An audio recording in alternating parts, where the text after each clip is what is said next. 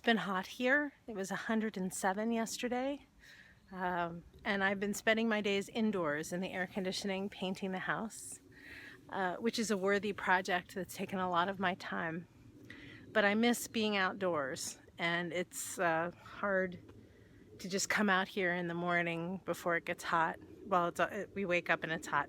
Now, I know that's not unusual for a lot of you in other parts of the country to wake up to hot weather, but in California it usually cools down at night. It's one of the reasons people love it here. It can be bloody hot, 107 during the day, and if the fog comes in, it can cool down to the 60s at night.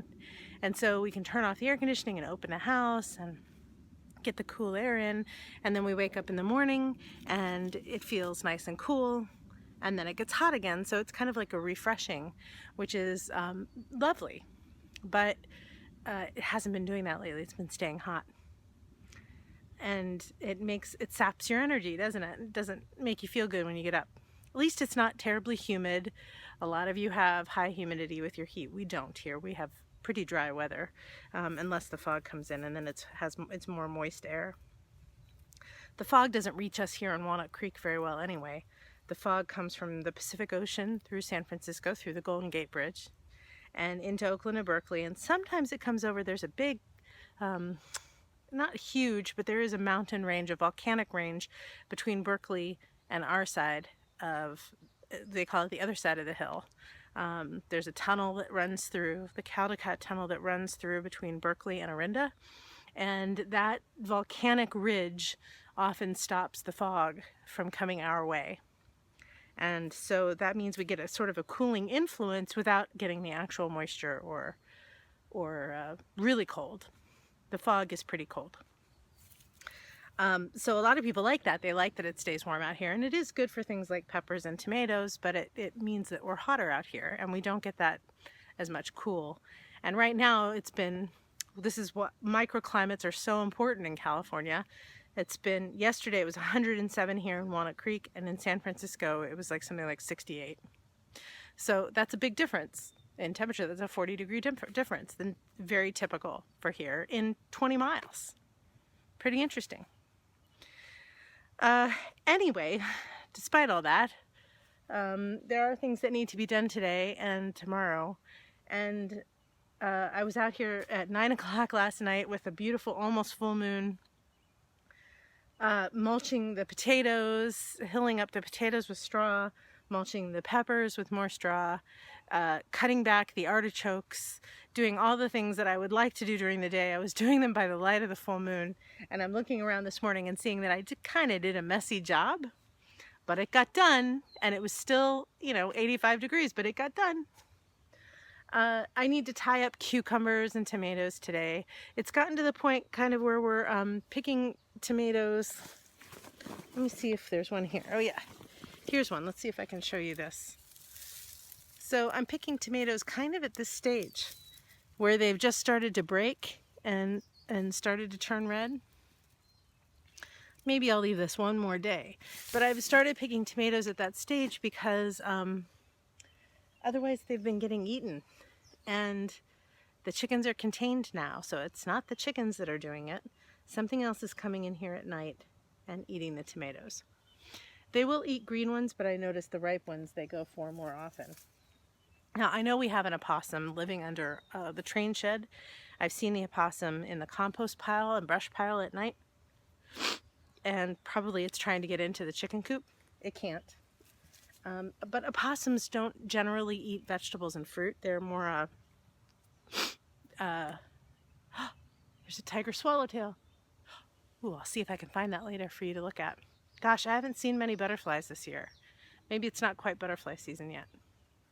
So that's exciting to see that swallowtail. Where was I? Opossums. Opossums generally don't eat your fruits and vegetables. It could be raccoons coming into the yard. It could be rats. And it could be voles. One of the reasons I came out last night and got rid of the hay bales was because I'm worried about voles living in them. So I went ahead and used that hay so that nothing could nest in it. But I hear things at night when the windows are open, at night when it's a little cooler, I can hear things walking. in the mulch. It's not deer. I'll look out. It's not deer. If it was deer, I'd see it. So something's getting in here. So I've been picking the tomatoes just before ripe and bringing them inside and letting them ripen on the counter. And I'm getting many a day. Not enough yet for a big canning. We've been eating tomatoes at almost every meal. Pretty soon I'm going to have enough that I can do my first canning project. So that'll be good. Anyway, I'm not sure what we're going to do today, but I thought you'd want to see what's happening here in our hot garden. Yeah, so here's what I mean about things getting eaten. It's kind of a bummer because that is a big tomato. This one was already sunburned, so that's no big deal. Shoot, this whole thing just came off. Anyway, this pisses me off. There's another leafhopper. I wonder if that's what's eating the tomatoes. I just did that blog about potatoes, and here I'm noticing that these potatoes, these volunteer potatoes, are blooming. Now, I'm pretty sure that this is Yukon Gold, because this is where I had my towers years ago.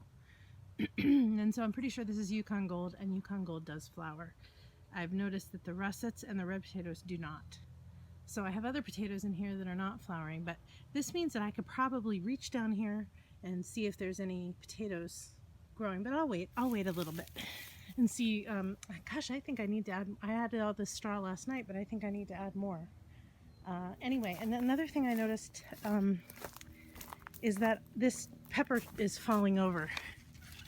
See how this is falling over. That's not good. Peppers are fairly fragile and can break easily, so I think I need to do some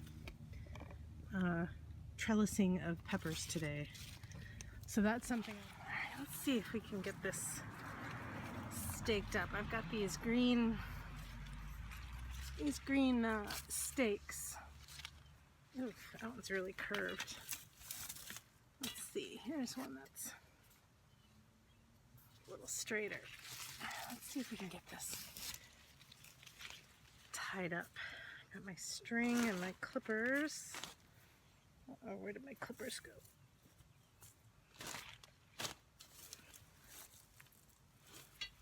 For reals? Oh, they're there. Okay.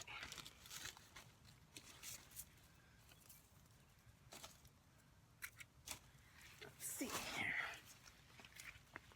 This is so heavy, this pepper. I don't know, I hope I might have to actually get a cage, because this is really, really heavy.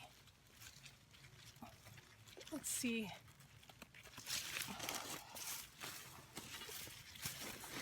It smells good down here. It smells spicy. Let's see if this will do it. I don't want to hurt anything while I'm tying. Oh, that's better. That's better. It's a little better. Gosh, here's another pepper with blossom end rot. Damn it.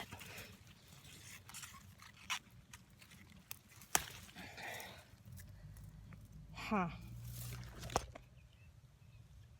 That cucumber's pretty straight, but this one is flopping. So what I like to do is tie them to their trellis so that they get an idea of the direction they're supposed to go, and then they start putting out those tendrils and climbing up. But I like to give them a little guidance at first. So these are fairly young cucumbers, and they need some training. And then once they grow to the top of whatever it is they're climbing on, then I'd just leave them to go however they're going to go. But this way they get a good start. I believe these are more pickling cucumbers. We tend to like the pickling ones a lot. And I use them for everything, not just pickling. We also use them for just eating. The only thing is that they have those bumpy skins, whereas the smooth skinned cucumbers are easier to hold. I guess you could, I mean, we eat the skins regardless. We just brush off the prickles on the pickling cucumbers, but the smooth-skinned ones are a lot easier to pick because they don't hurt. They don't hurt as much. It's funny how the pickling ones kind of hurt when you pick them. They're so pokey.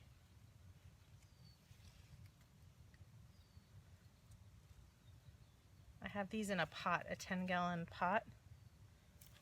Kind of experimenting with what does well in a pot, mostly for my own edification, like what, just so that I know what I can grow in pots. Because over the winter, I think I'm going to grow most things in pots because I'm going to put wheat, winter wheat, in my beds.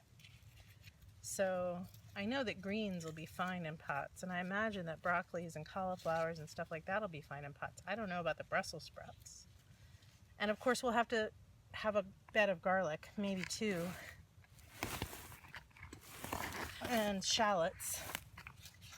But most of my beds are going to be given over to wheat, both as a cover crop and as a source of grain for us. I would love to grow my own grain, even though it sounds like a really laborious process. Not the growing so much, but the threshing by hand sounds difficult. Let's put you there.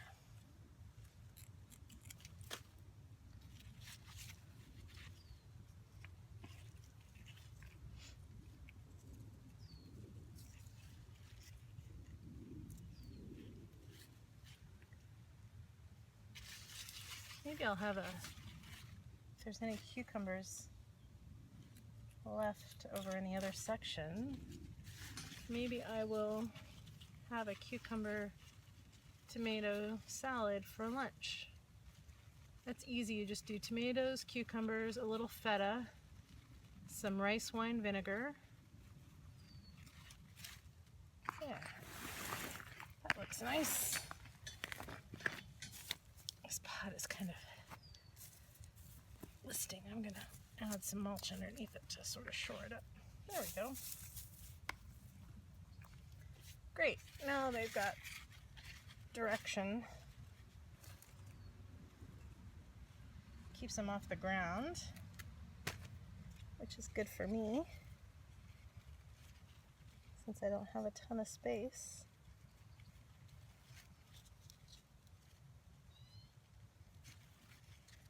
All right, great. It's time to start fall and winter crops, the seeds.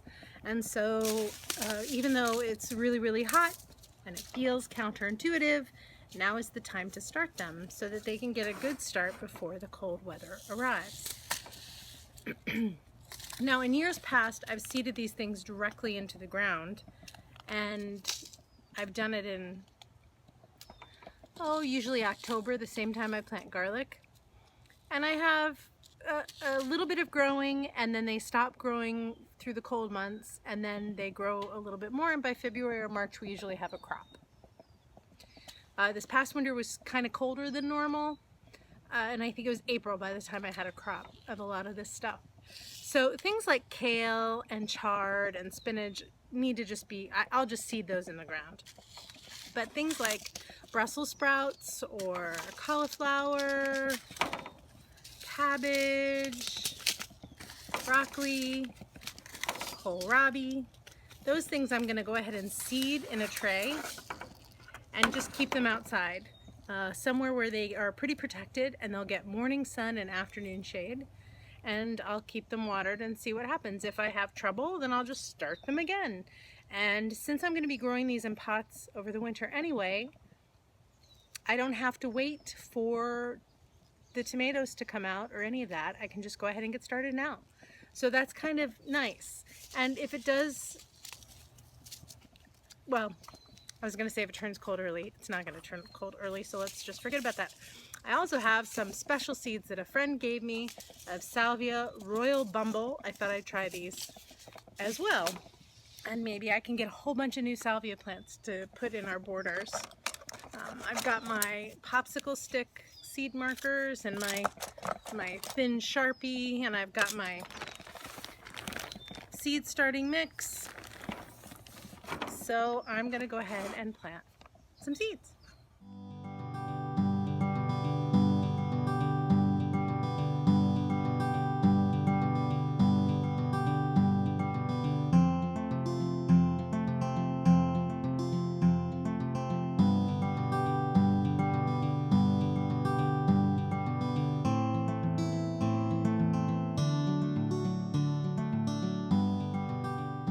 My friend had given me these sunflower heads to plant, and so while I'm doing seeds, I thought I might plant them.